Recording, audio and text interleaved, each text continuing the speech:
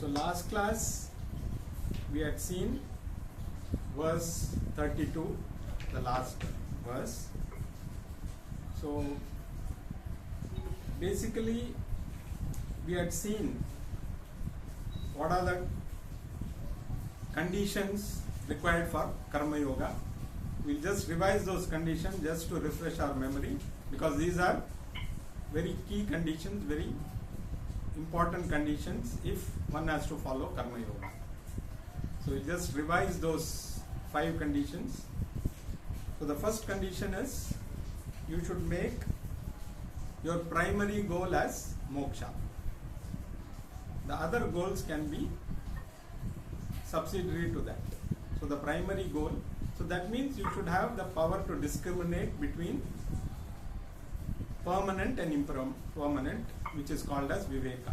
So a person who wants to attain moksha should have viveka. So it is important to have the power of discrimination, because we are looking at moksha, which is eternal. All the other 3 purusharthas or the goals, dharma, artha and kama, are only temporary.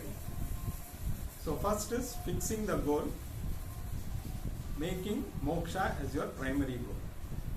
The second condition is purification of the mind by surrendering or making God as the main subject. So you dedicate all your actions to God. So Ishwararpana Buddhi. So that is the second condition. The third condition is all the karma phalas, or the results that come out of the actions that you do, you don't you accept the karma phalas as a prasada of God. So any action that you do is bound to bring results. Whatever results come, positive or negative, you accept them as a prasada from God. So this is the third condition. Fourth condition is practice humility, or I would say humility cannot be practiced. Humility should be natural. So that is possible when you don't have mamakara, or if you don't take credit for everything. Whatever results come out positive, you claim ownership of those results. So you say, I am the doer. So if you should not take credit for anything that you do, because ultimately if you understand that you are not the doer, you will automatically become humble. And the fifth condition is equanimity, where you accept the lows and the highs, happiness and sorrow, with the same mental condition. You neither jump when you get a positive results, or neither do you become depressed when you have a negative result. So maintaining equanimity. So these 5 conditions are very important for spiritual growth. The Karma Yoga is based on these 5 conditions, and Karma Yoga is basically, like we said, to purify the mind, and only a pure mind is ready for knowledge. So purify the mind with Karma Yoga using these 5 conditions, and then acquire knowledge by study of the knowledge part of the Veda, like Bhagavad Gita, and attain moksha. So this is the 5 conditions. So now let us move ahead. Verse number 33. Sadrisham cheshtate swasyah prakrtir jnanavanapi prakritim yanti bhutani nigraha kim karishyati. So here Krishna is talking about our basic nature, or we call it swabhava. So everybody functions according to their swabhava or basic nature. So he says even the jnanis follow their basic nature. Then is there any use of controlling that? Krishna himself is asking a question here, which actually is a statement, it's not a question, because he is going to say that you cannot control your basic nature. So we should understand that we are driven by our basic nature. Each one of us has our own nature. All of us sitting here, each of us will have our own likes and dislikes, which decides our nature. Because basically everything is the you can say game of gunas. The three gunas, sattva, rajas and tamas, dictate your nature. And this can have the mix of this can be of infinite type. So whichever is predominant will dictate your nature. So if you see a very calm person who is not ruffled, generally very cool and very contemplative, that means he is sattva guna pradhana. You have somebody who is very active, running around all the time, doing all kinds of activities, he is rajoguna pradhana. And sometimes there are some people who are very lazy, they don't indulge in any kind of activity, they are happy sleeping most of the time. Such kind of people, at the same time, they may not exhibit good qualities, they may get angry, they may do things which are hurting others. So they may be tamo guna pradhana. So these three gunas can be in different proportions. So that is why each of us is unique. Because you can have infinite combinations of these three gunas, and each person is driven by this combination. So we have to go purely driven by our swabhava. That is what. And this is applicable even to the jnanis. So it is not that the jnanis are different. They are also driven because these swabhavas are carried over from our past lives, our karma, everything comes into the picture. So you cannot control these swabhava. So then people may ask, then if we are driven like by our swabhava and we have no control over it, then how are we different from the animals? Which Krishna is going to answer in the next verse. So here he says, that is why we should take up a profession which is suitable to our swabhava. Because if you take up something else, it will not suit you, and you will end up either being miserable or completely unhappy. So basically, Krishna is trying to tell Arjuna that don't go against your swabhava, you are a Kshatriya. So Arjuna had spent all these years preparing for the war. Even when they were in exile, he was preparing for the war. His whole mind was how to defeat Duryodhana and get back what was their right, what was due to them rightfully.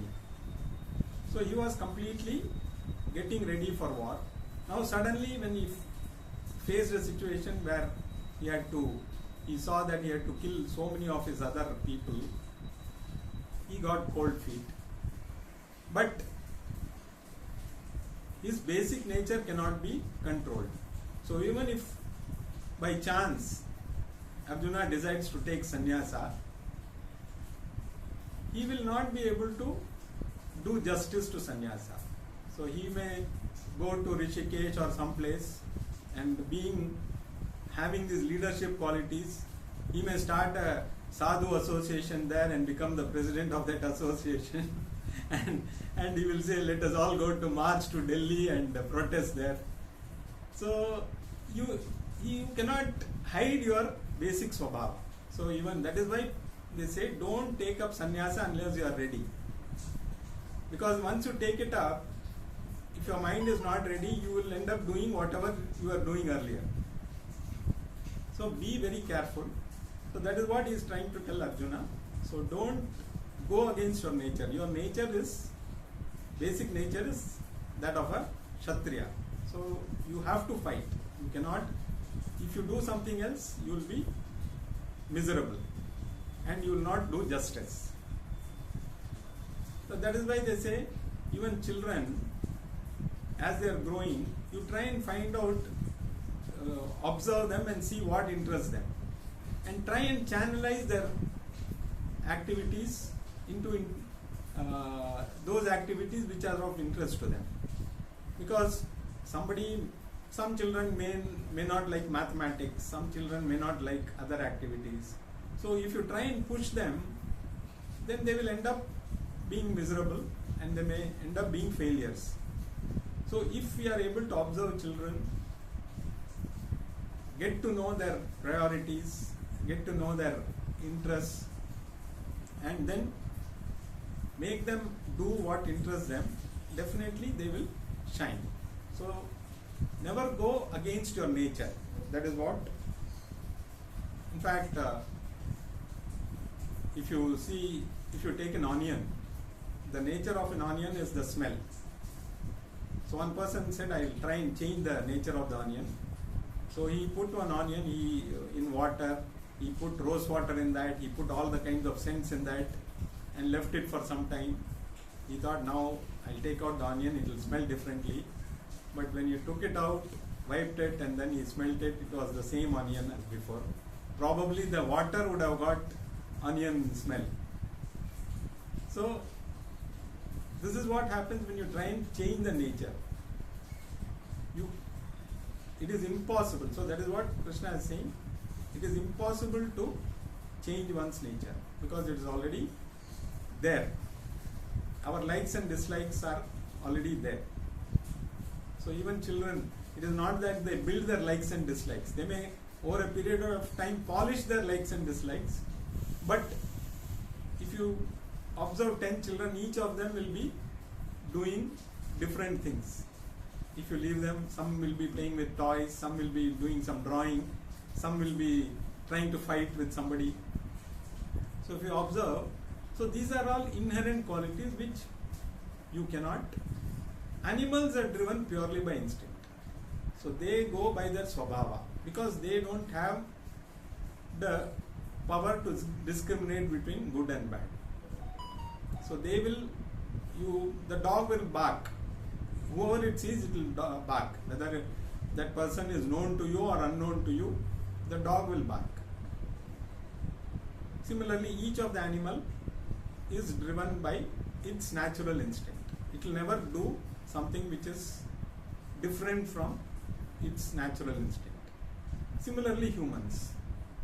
So then, see, even gods have their own preferences. Like even musical instruments, you can see each god has, like Krishna plays the flute, Saraswati plays the veena. So it is not just applicable to humans, it is applicable even to the gods. So what he is trying to convey is, never try and control, because it is impossible to control your basic nature. Then the question arises, are we only driven by basic nature? Don't we have something called a free will where we decide what to do? So this is what he is going to clarify in the next verse, verse number 34. Indriyasyendriyasyarthe रागद्वेषौ व्यवस्थितौ तयोर्न वशमागच्छेतौ यस्य परिपन्थिनो.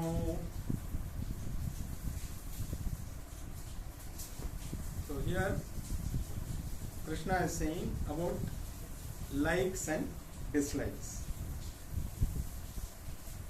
So each of us function according to our likes and dislikes. Now the swabhava cannot be controlled. Then how does free will come into the picture? Now how does an action happen? There is a thought generated in the mind. The thought becomes word and word becomes deed. So this is how any action happens, through first a thought, then word, and then deeds.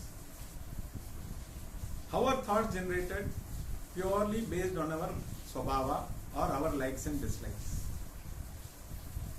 So we cannot control that. But once the thought is generated, it is our choice whether to focus on that thought or not. If we find that the thought is not conducive, we can nip it in the bud. We should not give any more importance to that thought. So as a thought comes, which is generated by our own swabhava, look at that thought whether it is worth contemplating upon. If it is a good thought, or whether that thought, if it becomes a deed, whether it will produce good results or not, whether it will be with dharma or against dharma. If we feel that the thought is not worth contemplating upon, nip that thought in the bud itself. Because thoughts will keep on coming. They may be good thoughts, they may be very dirty thoughts, they may be very ugly thoughts. If we don't give importance, those thoughts will die away. Like for example, a flame. When a lamp is lit, if there is a wind, the flame will be flickering. It will try and, so if the wind becomes a little stronger, the flame will fade away. But once the flame gets strong, for example in a forest, if the flame gets strong, once the flame gets stronger, the wind becomes its ally. So forest fires are fanned by the wind. So once the forest fire, it becomes a huge fire, it is impossible to control. It will burn up everything. Same thing with the thought. If you nip it in the bud, then the wind, so be like the wind which will blow away. But once you allow that thought to grow, you focus on that thought, continuously work on that thought will become like the forest fire. Then you will not be able to control it. So this is what is free will. Swabhava will induce thoughts. It is up to you to look at those thoughts, nip those thoughts in the bud which you feel will not be. So it is purely based on your likes and dislikes. So if you are driven by your likes and dislikes, you may end up doing something which you should not do. So it's purely how you handle your likes and dislikes. So if you give importance to your likes and dislikes, you may end up doing things which make you maybe do adharma also. For example, now there's a case going on, there's a news that one judge was caught with lot of cash. Now, in the first instance itself, if he had thought, is it fair on me to accept money to give a positive verdict to one person,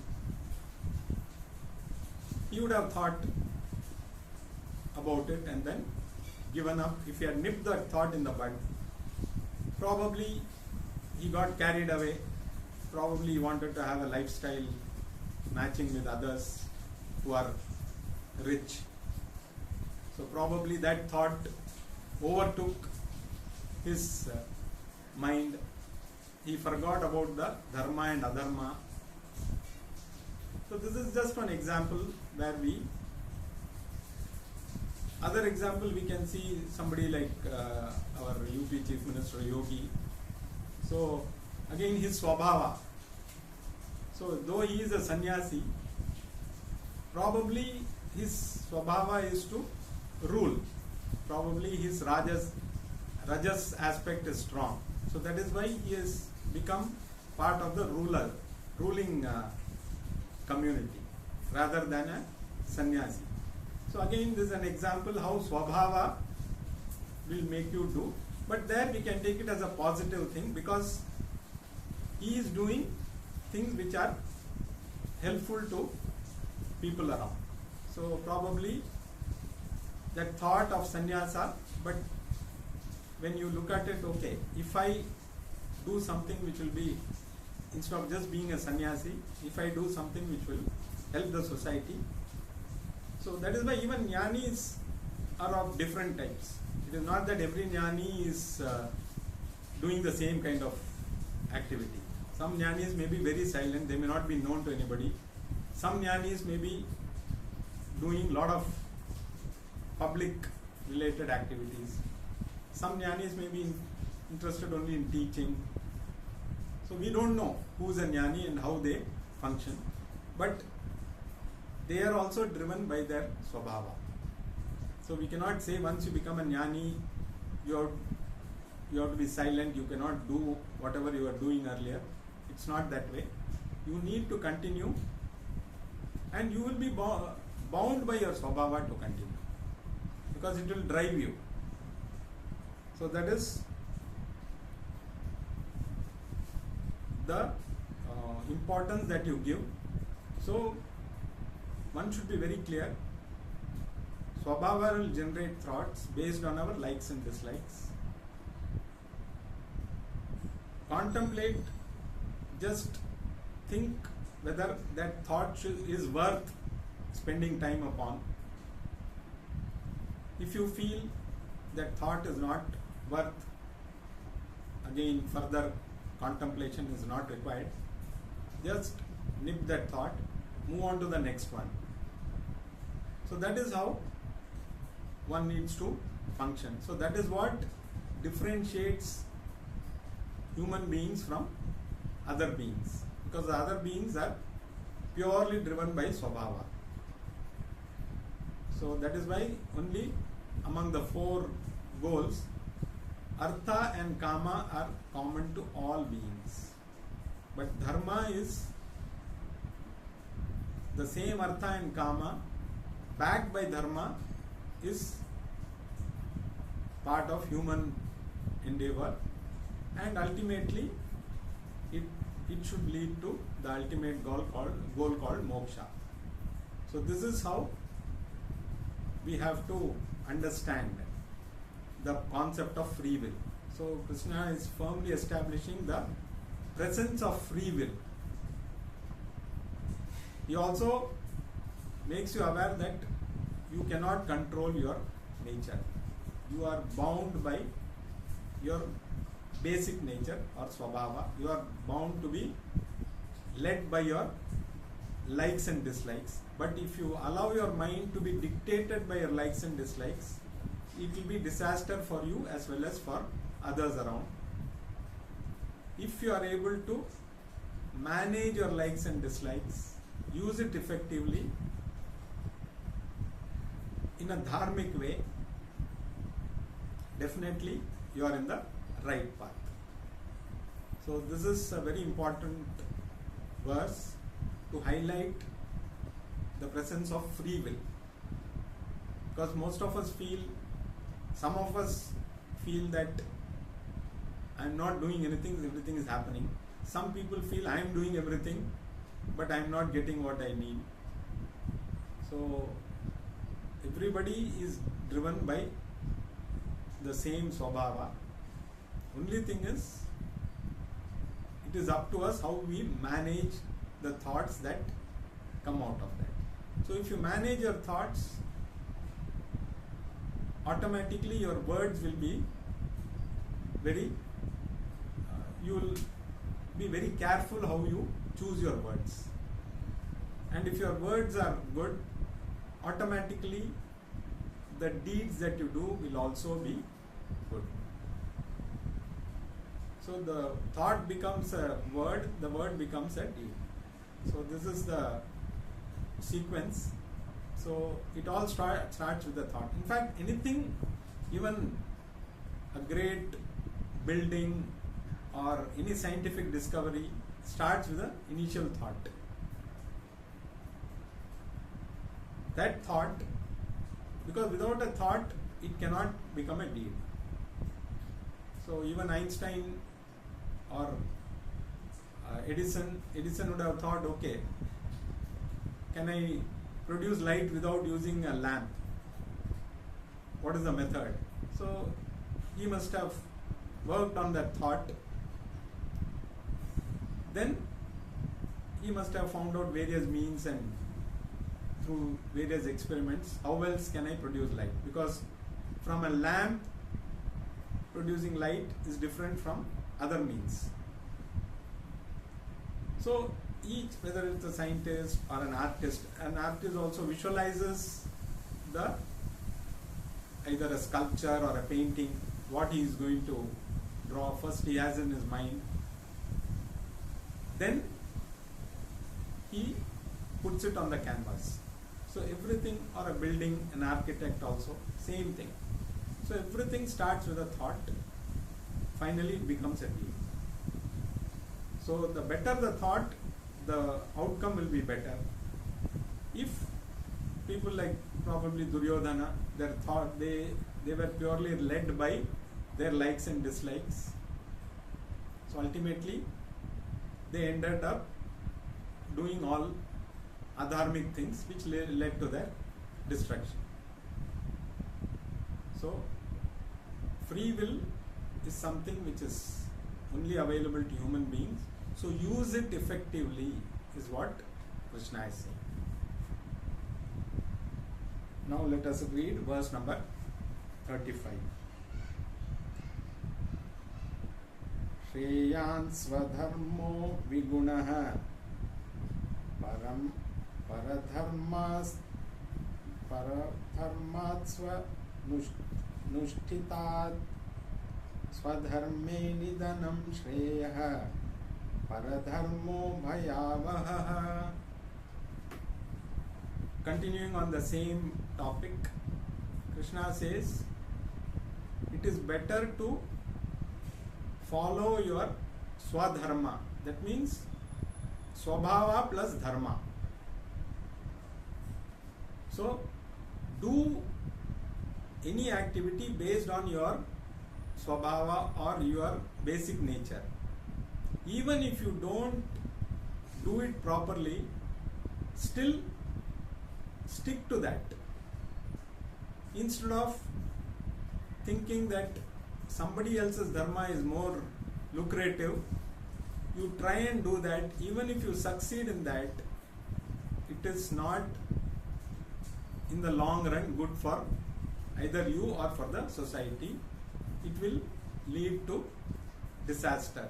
He says even if following your swadharma leads you to death, it is still honorable than gaining glory by doing dharma which is alien to you. So very clearly Krishna is laying down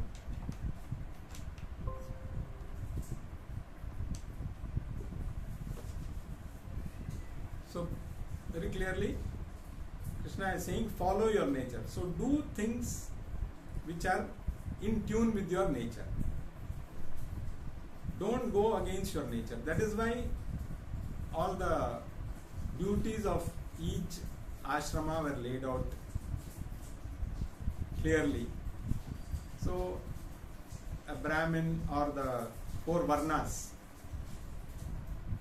So the duties of a Brahmin, Kshatriya, Vaishya and Shudra were laid out clearly. If you follow that, you end up doing the right way. Even if you don't do it, you lack something in that, still it is acceptable. But nowadays what is happening is we are going after activities which give maximum benefit. So that is why people end up doing work which they are not actually against their swabhava, you can say, just because it is lucrative. So nowadays we don't look at what interests me, we look at what will give maximum benefit in terms of money and wealth. So go after things which are which give you the maximum benefit. Whether it suits me, whether it is in tune with my swabhava, doesn't matter. So that is why you can see a lot of things going wrong over a period of time. And this is bound to finally lead to disaster of the entire society. So that is why he says, even if you die doing duty which is of your nature, it is better than gaining glory by doing someone else's duty. So we have to be, that's why in the beginning itself I was saying we have to find out, especially the children, find out their interests, channelize their interests in the right direction, they will end up doing very well. But if you don't do that, it is bound to create confusion and they are bound to fail. So it is better to be very clear.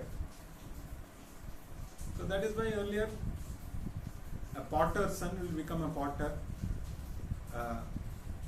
carpenter's son will become a carpenter, a Brahmin's son will become a priest, a Kshatriya's son will become a ruler, and Shudras, they follow the support system to the other three. So there was no conflict. There was no conflict of interest in any of these things.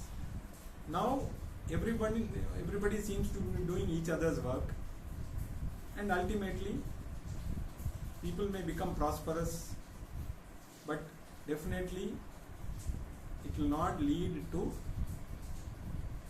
anything positive over a period of time. So this is applicable. See, all these things he said thousands of years back. It is still applicable, and we can see the results of not following that, because now we can see in front of our eyes how people are doing activities which they are not really qualified or interested, merely because it gives more money. So these are all for every, it is applicable to every yuga, every generation, because human nature is going to be the same. It's going to be a mix of the three gunas, because that is what Prakriti is all about. So let us follow our Swadharma and do our duties accordingly, which will give peace of mind, and ultimately, if you are, the more the mind gets purified by Karma Yoga, get knowledge through Jnana Yoga and get moksha. So this is what Krishna is conveying in these three verses. Arjuna has some further doubts which he will be asking in the next verse, which we will see in the next class.